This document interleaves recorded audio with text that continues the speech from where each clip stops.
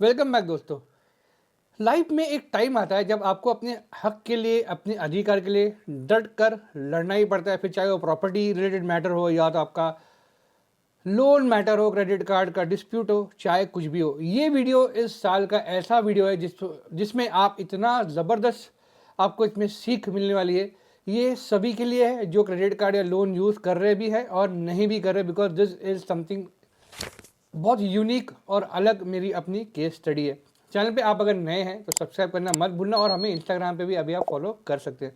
मैंने I think अगस्त सितंबर के आसपास एक वीडियो डाली थी जहाँ पे मैंने आपको बताया था कि मेरा स्कोर अचानक से 110 पॉइंट से नीचे आ गया, क्योंकि कोटक महिंद्रा बैंक ने कई सालों बाद फिर से मेरा जो है रॉन्ग रिपोर्टिंग कर दिया सिविल में कि मैंने उनसे पैसा लिया है और मेरा आउटस्टैंडिंग है। ये जो मेरा लोन था it was from Bajaj finance. अब आपको एक चीज़ बताता हूँ मैं, ये एक बहुत इंपॉर्टेंट डॉक्यूमेंट है जो आपको मैं बताऊँगा।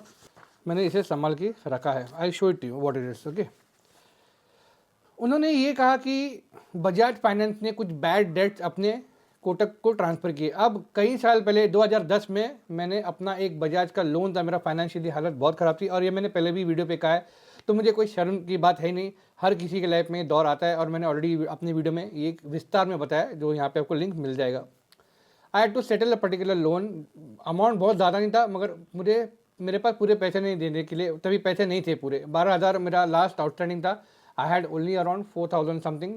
कितना था amount, I tell you in this, इसमें लिखा है, आपको मैं बताने भी वाला हूँ। हाँ, 4,000 ही था जो मैंने बजाज फाइनेंस को पे करके, मुझे ये आपको मैं दिखाता हूँ आपको। ये देखिए, आपको नज़र आ रहा होगा इसके ऊपर डेट, देखिए यहाँ पर 23/7/2010 में ये उन्होंने मुझे रिसीट भी दी थी और ये मुझे उन्होंने ये लेटर भी दिया था। आपको आप लेटर भी देख सकते हो।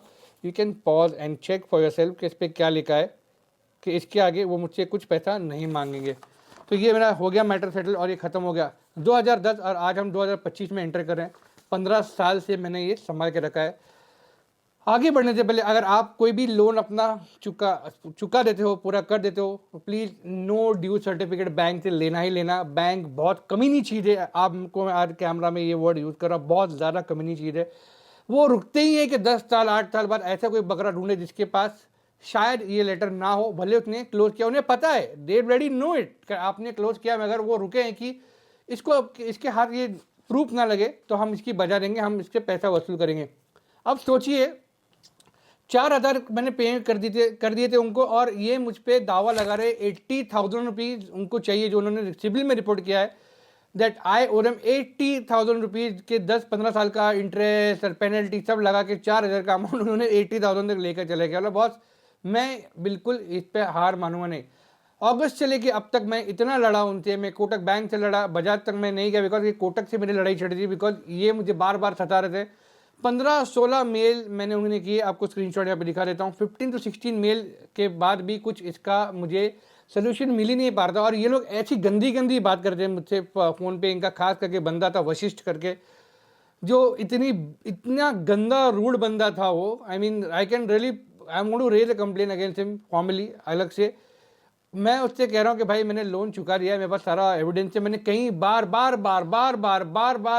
मैंने ये मेल भेजा था, ये सबूत भेज रहा था, जो उन्हें पता था कि मैं सही हूँ, मगर अब क्या करेंगे, वो they are on the back foot, right. वो बंदा करता कि क्या आपने बहुत भारी काम किया है, क्या आपने बैंक का लोन सेटल किया, सेटल करना अच्छी बात होती है कि क्या, नहीं क्या क्या उन्होंने मुझसे कहा। मैं चुप बैठा। I had no way to, मैं करूँ तो क्या करूँ। I was trying to find out somebody in Bajaj finance जो मेरी बात को सुने समझे, और उन्हें वो चाहते थे कि बजाज फाइनेंस उनसे कहे कि आपने लोन चुका दिया है, फिर हम आपको माफ़ कर देंगे, मतलब ये हम रद्द कर देंगे। बजाज फाइनेंस में भी मुझे कोई ढंग का बंदा मिल नहीं पाया। फाइनली मैंने आरबीआई ओम्बुड्समैन का दरवाज़ा खटखटाया ऑन 16 दिसंबर, वियतनाम जाने से पहले।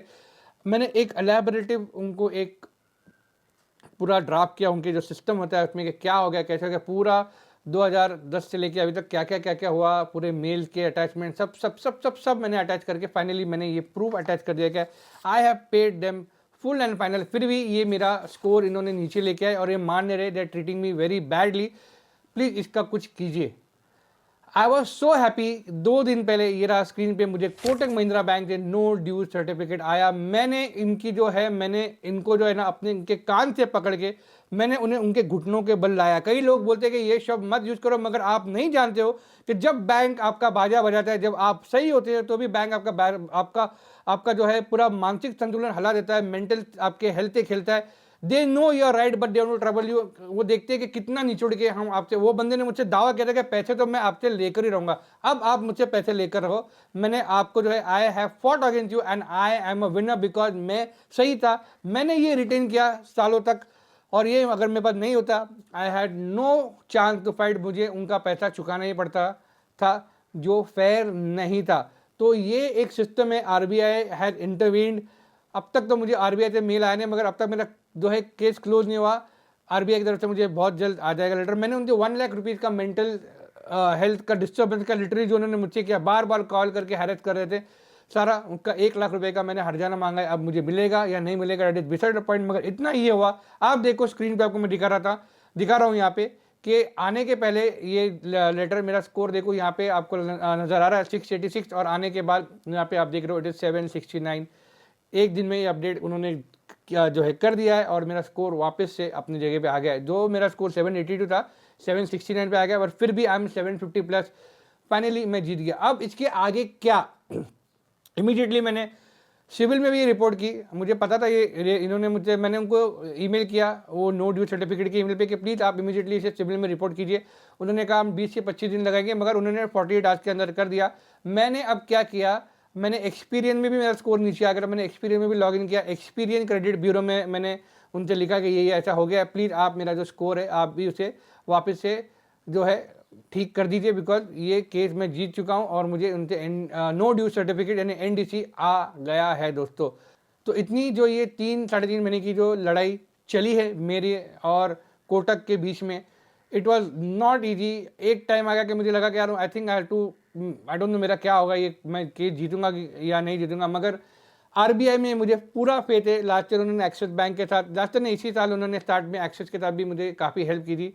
They got my 50% fee back from axis bank, और इस बार उन्होंने कोटक महिंद्रा बैंक को भी अपनी जगह दिखा दी है, और ये मैटर उन्होंने मुझे क्लियर करके दिया है। तो I have full faith in the RBI and the ombudsman. Thank you so much RBI and the ombudsman to help me get out of this problem. ये प्रॉब्लम से मुझे छुटकारा नहीं मिल पा रहा था, क्योंकि मैं एक छोटा इंसान हूँ, मतलब मैं एक आम आदमी हूँ, और ये बैंक बड़ी है, ये मुझे सता रही थी।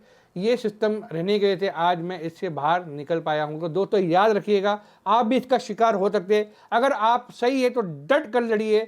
गो टू आरबीआई ओम्बुड्समैन। यहाँ पे आपको मैं वीडियो दे दूंगा कि how you should go and follow the procedure. आपको अगर ये दिक्कत है, कुछ भी प्रॉब्लम है, तो प्लीज़ मुझे कमेंट में आप डाल दीजिए।